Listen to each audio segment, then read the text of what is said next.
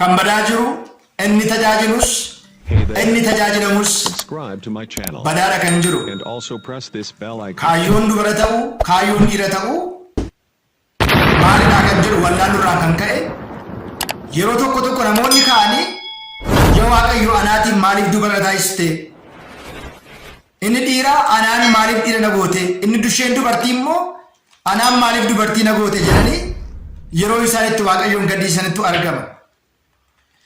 Seera uumamaa boqonnaa 2 seera uumamaa boqonnaa 27 fi seera uumamaa boqonnaa 2 irratti Waaqayyoon jalqaba dubartii fi dhiira taasisee jedha. Seera uumamaa boqonnaa 2 kaasnee immoo gaafa ilaallu Addaam lafeen kun lafee koorraa foon kun foon koorraa waan ta'eedhaaf dubartii haa taatu jedhe. Dubartii haa taatu jedhe. Dubartii jechuun bakka buutu yookiin immoo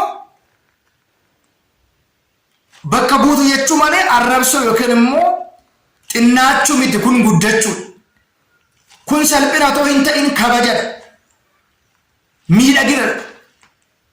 Egaa asirra namni kun paasterri iddoo baay'ee dhaqee wangeelan tajaajilaa ture barsiisaa ture jedhu yeroo saala isaa jijjiirratee dubartii ta'u duuni kana caalu hin jiru. Baranoo akkuma agarre baranoota akkuma agarre warreen ijoollee Addaam karaa bahaa goodaa sanaa ol keessatti gamoo ijaaranii Waaqayyoo waraanuudhaaf dhummi isaanii bade kana ta'aa jirra. Waan nu balleessu malee waan nu tolchu waan Waaqayyoo irraa nu fageessu malee waan Waaqayyootti nu araarsu argaa hin jiru. Dhiirri gurra urachuun funyaanitti lootii godhachuun qaama garaa garaa kana jijjiiruun dubartoonni meekaappiidhaan qaama isaanii jijjiiruun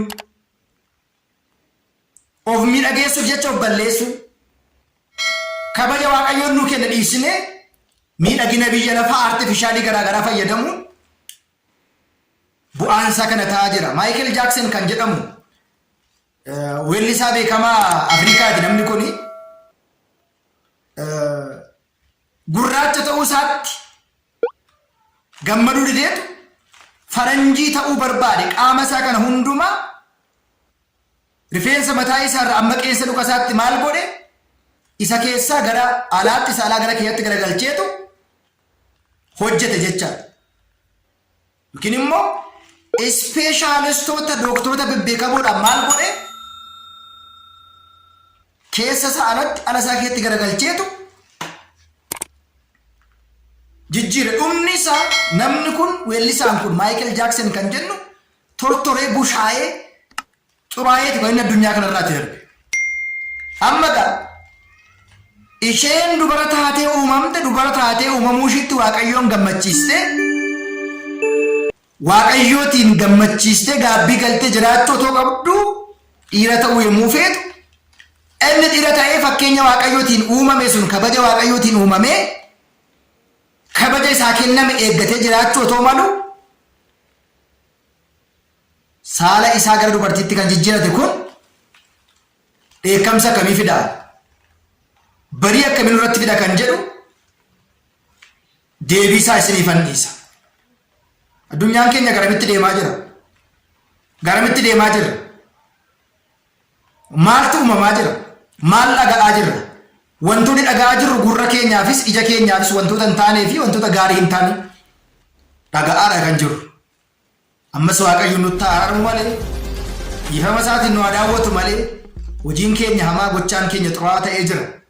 Kanaaf egaa paasteriin kun Oromiyaa keessatti bakka hedduu deemee tajaajilaa kan turee fi amma garuu saala isa jijjiirratee dubartii kan ta'e. Kun immoo yeroo baay'ee hojii warra afuura 666ti. Viidiyoo biraas akkuma jalqaba irratti ilaaltanii viidiyoon sun maalidha? gurri isaa, funyaan isaa, qaamni isaa tokko walitti hin jiru uratee fixeera jecha. Maaliif miidhagina barbaada? Hundumaa gochaa 66 kan tajaajilu hundumtuu tajaajilaa miti. Kan faarfatu hunduu faarfataa miti. Kan qoobii kaawwatu kan fannoo qabatu hunduu luboota miti. Waaqayyoon bara hamaa kanarraati. Warreen jal'oota akkasii kanarraati Waaqayyoon nu baraaru.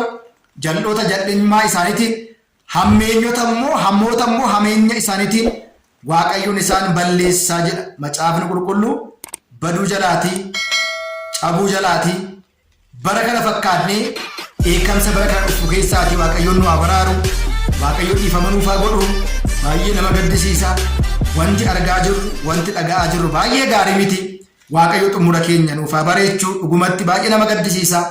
Waan nageenye irraa, waan agarre irraa taajjabbii, qaanii fi saalfii hunduma qabannee isin gorsa, isin barsiisa, isin jajjabeessa, waan gaariitti isin fida kan jenne hundumaa ni dhiyeessina. Waan hafannuu miidiyaa sabiskiraayibii fi sheek laayikii godha. Viidiyoo kana immoo yommuu eegaltan laayikii taasisaa eegalaa. Miidiyaan kun yoo Waaqayyo jedhe gara fuulduraatti guddate iddoo guddaa akka ga'u isinis nu gargaara. Kan nu barsiise, kan nu gorse, kan nutti dubbate Waaqayyoof galanni haa ta'u. Kan taajjabni fi kan agarre irraati, kan nageenya irraa yeroo hundumaa dhugaa kan ta'e isinii dhiyeessina. Ittiin barattu, irraa barattu jennee kan yaadne hundumaa isin qaqqabsiisna. Waaqayyoof galanni haa ta'u. Qulqulleetti Dubroo Maariyamiif galanni haa ta'u. Jalqaba keenya too hin ta'in xumura keenya nuuf haa bareechu. Inni biraan dhageenya kan ittiin bannu too hin ta'in, dhageenya namoota kan ittiin dogongorsinu too hin ta'in, dhageenyee firii 30, 60, 100 buufannee hanga dhumaatti cimnee dhaabannee bara hamaa kana keessa lafa eegamnetti geenyee guyyaa dhufaatii isaa mirga isaa akka dhaabannu Waaqayyoon nu haa gargaaru. Galanni Waaqayyoof haa ta'u. Biyya keenyaaf nagaa, walii keenyaaf jaalala, cimina amantaa nuuf haa kennu. Horaa bulaa, deebanaa. Waaqayyo hunda keessan isin haa eebbisu. Nagaatiin naa tura. Galatooma.